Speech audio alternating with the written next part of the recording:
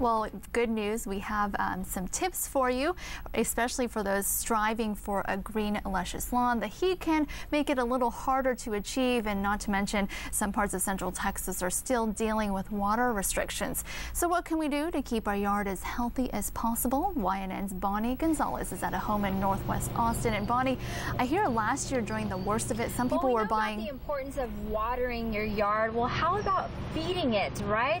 People put fertilizer in their lawns. They use plant food.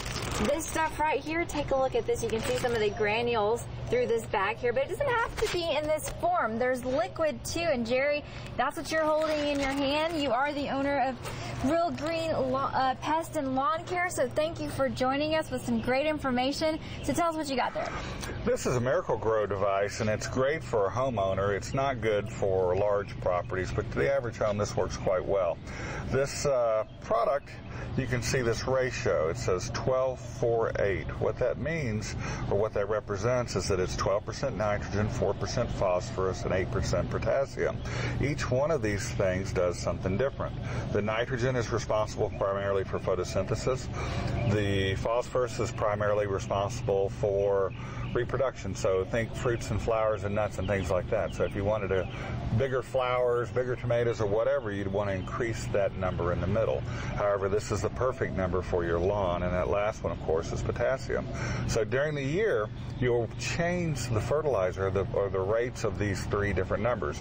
Fortunately, the big box stores will do that for you, or if you have a lawn care company, they'll do that for you as well. So these numbers vary during the year, and the reason is different things happen to your plant during the year.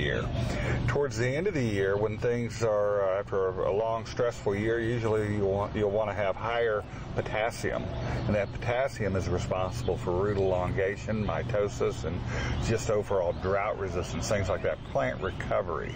So in the fall, potassium's the key. One other thing that I wanted to mention is that, when you're irrigating your lawn, what you're doing is you're subsidizing rainfall. Rainfall and irrigation from the city has two different effects on the lawn. The rainfall is very acidic. The irrigation from the city of Austin or wherever you're from is very alkaline.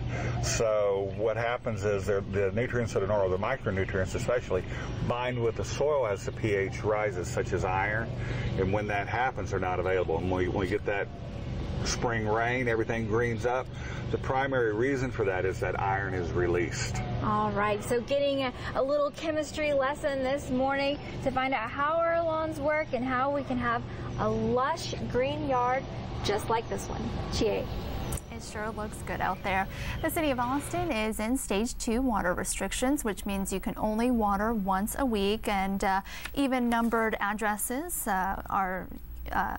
can be watered on Sunday. Odd number addresses watered on Saturday. Make sure to check with each city for water restrictions in your area.